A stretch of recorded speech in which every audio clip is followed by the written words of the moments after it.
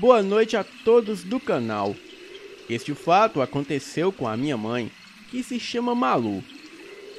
E aconteceu a partir da época que ela tinha 8 anos de idade. O meu vodrasto tinha uma casa em Teresópolis, estado do Rio de Janeiro, a qual era bem afastada da cidade, que herdou da mãe e que o pai a tinha comprado e reformado em 1962. E desde 1979, a família do meu vodrasto iam esporadicamente para essa casa em alguns finais de semana.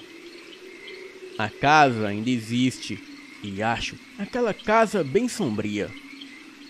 Na época, ela tinha um terreiro grande em volta, um rio atrás com uma floresta ao fundo, mas apesar de ser bonita e grande, o lugar era meio ermo e ficava em um vale profundo, sendo que havia algumas casas vizinhas, porém vazias ou com caseiros, e era bem escuro à noite.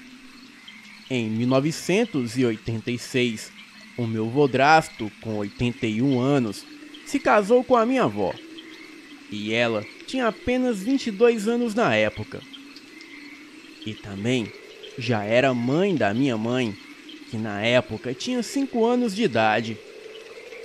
Em 1989, esse meu vodrasto faleceu, e a minha avó já tinha 2 filhos com ele.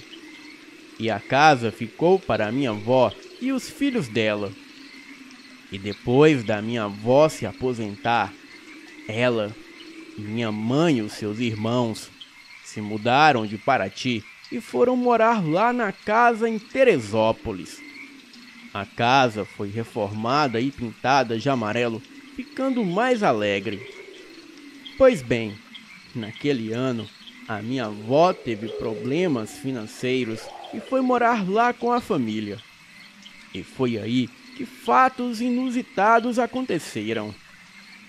Em um sábado do mês de maio, a minha mãe, na época com 8 anos, acordou por volta de meia-noite, pois segundo ela, uivos muito altos vinham da floresta escura que ficava perto da casa. Então ela se levantou e saiu do quarto onde os outros irmãos ainda estavam dormindo.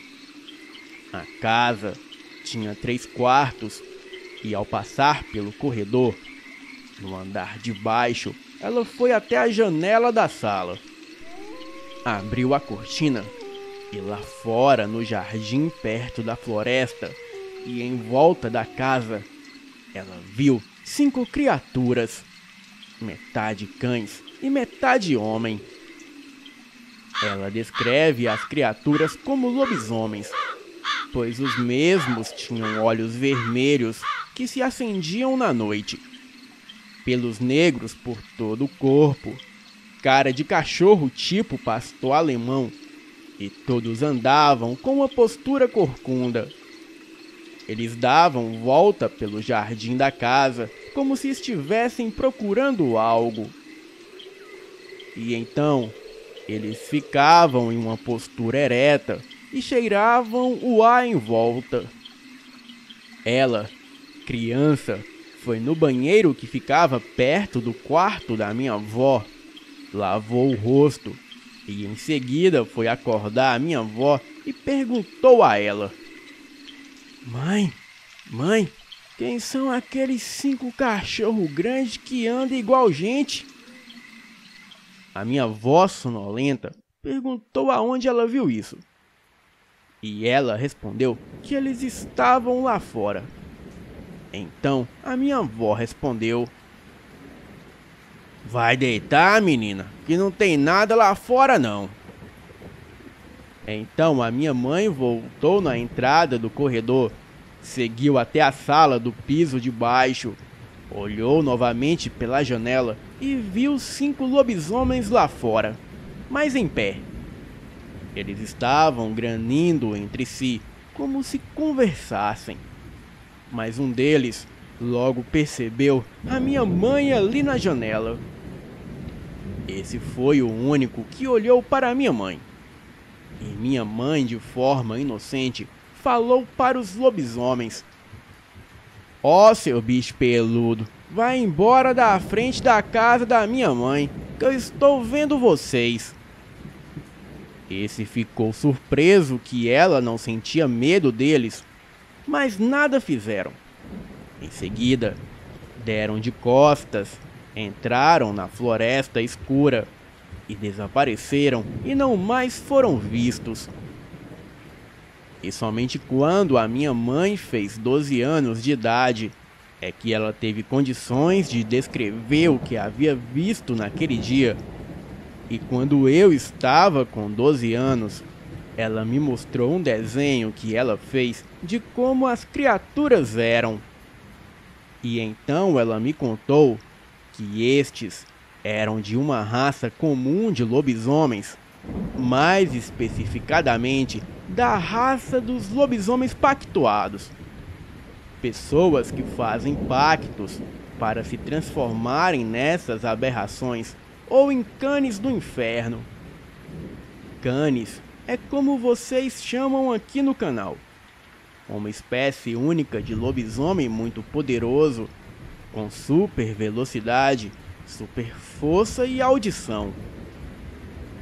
Há relatos que um cane do inferno consegue atingir uma velocidade de 80 km por hora. E o seu olfato pode detectar o cheiro de sangue a mais de 1 quilômetro.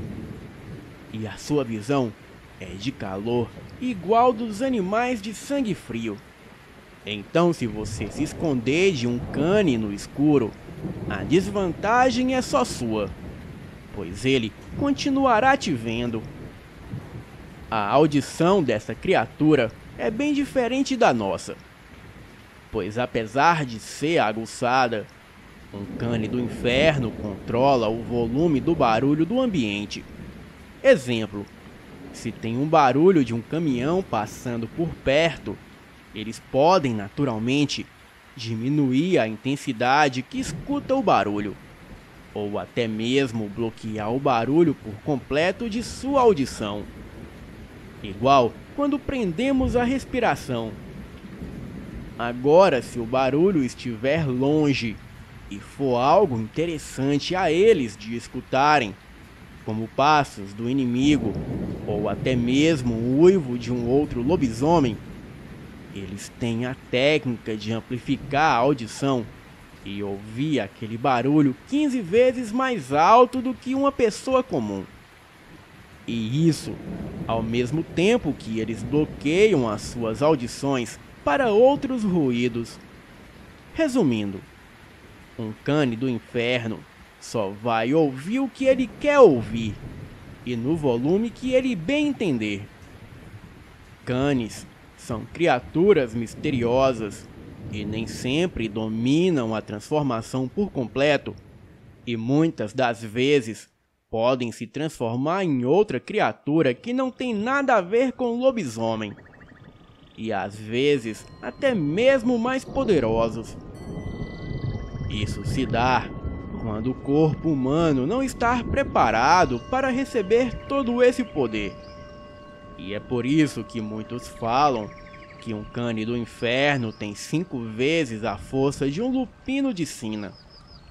Porém, na minha humilde opinião, eu digo-lhes que somente um cane do inferno seria capaz de derrubar facilmente uma matilha de lupinos com 20 lobisomens.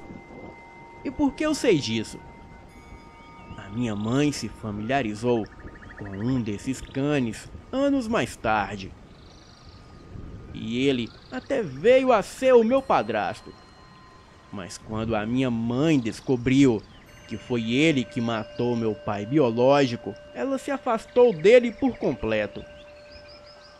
Porém, a história vai muito mais além. Todo cane pertence a uma seita religiosa satânica.